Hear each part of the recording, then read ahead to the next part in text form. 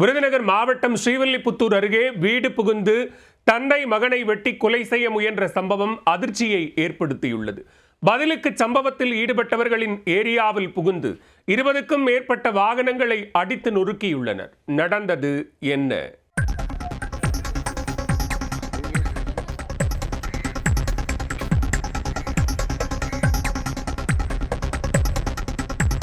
திருமண ஊர்வலத்தில் வேட்டுச் சத்தம், தட்டி கேட்டவரை வெட்டிய கும்பல், பதிலுக்கு ஏரியாவிற்குள் புகுந்து சூறையாடிய எதிர்த்தரப்பினர். நடந்தது என்ன? விருதுநகர் மாவட்டம் ஸ்ரீவில்லிபுத்தூர் அருகே உள்ள காஞ்சாபுரம் கிராமத்தின் மங்கம்மாள் கோயில் தெரு.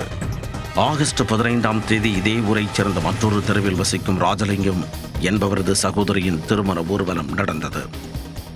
ட்ரம்ஸ் அடித்துக் கொண்டும் பட்டாசு வெடித்தும் ஊர்வலமாகச் சென்று திருமண நிகழ்வை கொண்டாடினர். அப்பொழுது அதே ஊரில் வசிக்கும் கணேச பாண்டி என்பவர் பட்டாசை பார்த்து போடுங்கள் என்று சொன்னதாக தெரிகிறது. அதில் திருமண ஊர்வலத்தில் சென்ற ராகேஷ் என்பவருக்கும் கணேச பாண்டியின் தரப்பினருக்கும் வாக்குவாதம் ஏற்பட்டதாக கூறப்படுகிறது. அப்பொழுது ஏற்பட்ட வாய் தகராறில் உன்னை என்ன செய்கிறேன் பார் என மிரட்டல் விடுத்து சென்றதாக கூறப்படுகிறது. இரு தரப்பினரும் வெவ்வேறு சமூகத்தைச் சேர்ந்தவர்கள் என்பதால் திருமண ஊர்வல விவகாரம் அந்த வாக்குவாதத்தால் வேறு கோணத்தில் திரும்பியதாக பார்க்கப்படுகிறது.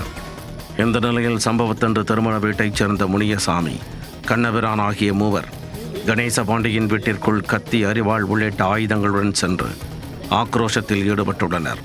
கணேச பாண்டியை ஓட ஓட அரிவாளால் வெட்டி கொடூரத்தில் ஈடுபட்டவர்கள் சம்பவத்தை தடுக்க முயன்ற அவரது மகன் கௌதமையும் அரிவாளால் வெட்டினர். இதில் கணேச பாண்டிக்கு இடது வலது கை மணிக்கட்டு மற்றும் தோள்பட்டையில் வெட்டுக்காயம் ஏற்பட்டது. சத்தம் கேட்டு அக்கம் பக்கத்தினர் கூடுவதற்குள் சம்பவத்தில் ஈடுபட்டவர்கள் அங்கிருந்து தப்பிச் சென்றனர். இதனால் ஆத்திரமடைந்த கணேச பாண்டியின் உறவினர்கள் எதிர் தரப்பினரின் ஏரியாவிற்கு சென்று பதிலுக்கு ஆவேசத்தில் ஈடுபட்டனர். அங்கு நிறுத்தி வைக்கப்பட்டிருந்த 20க்கும் மேற்பட்ட வாகனங்களை அடித்து நொறுக்கி சூறையாடினர். திருமண ஊர்வல விவகாரம் இரு பிரிவினருக்கிடையேயான மோதலாக உருவெடுத்து ஊர் கலவரமாக மாறும் சூழல் உண்டானதால் காஞ்சாபுரத்தில் பெரும் போலீஸ் படையை குவிக்கப்பட்டுள்ளது. சம்பவம் தொடர்பாக முனியசாமி, கண்ணபிரான், பிரகாஷ் உள்ளிட்ட 5 பேர் மீது வழக்கு பதிவு செய்து போலீசார் தீவிர விசாரணை மேற்கொண்டு வருகின்றனர்.